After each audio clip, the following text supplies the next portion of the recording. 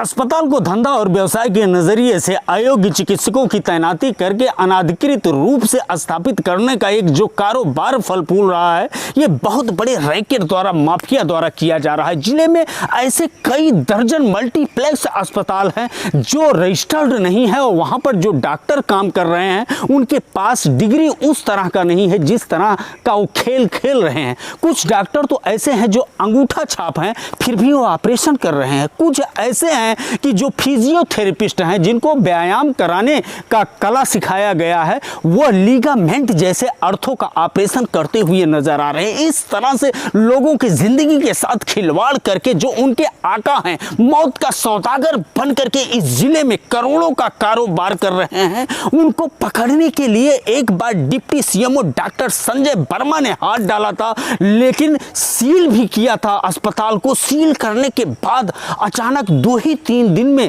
उस अस्पताल का सील टूट जाता है। वो अस्पताल धमाधम चालू हो जाते हैं, जो जिले में एक चर्चा का विषय बना हुआ है। लोगों के सामने ये पहेली बना हुआ है कि एक जिम्मेदार अधिकारी जब पकड़ता है इस तरह के कारोबार करने वाले अस्पताल को और डॉक्टर को, तो क्यों नहीं सजा तय की जाती और क्यों नहीं उसको जेल भेजा जाता। इसके बारे में एपीडीपी ने कई बार आवाज भी उठाया था, लेकिन इन अधिकारियों के कान पर जू नहीं रेगा, बल्कि इस मामले को रफा दफा कर दिया गया। आज फिर एपीडीपी ने मुख्य चिकित्सा अधिकारी, जो नवागत मुख्य चिकित्सा अधिकारी हैं, डॉक्टर श्रीकांत शर्मा से सवाल किया। क्या कुछ उन्होंने इस सवाल के जवाब में कहा, सुनते हैं उनकी बात।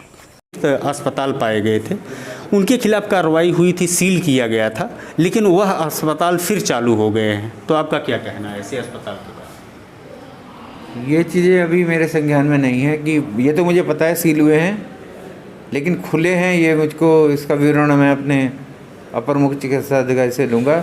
और अगर उनके पास डिग्री नहीं है, वो क्वालिफाइड नहीं है, तो मैं उनको इस जनपद में चिकित्सा का कार्य नहीं करने दूंगा। ये मेरा वादा है।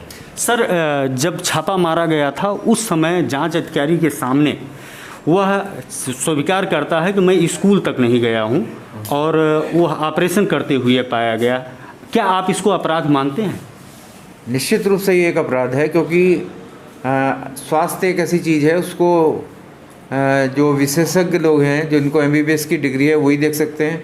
अगर इस तरह से जो छोलाचार डॉक्टर हैं वो उनको स्वास्थ्य की बजाय उनको और अस्वस्थ कर देते हैं, तो ये एक बहुत बड़ा अपराध है और ये नहीं होना चाहिए।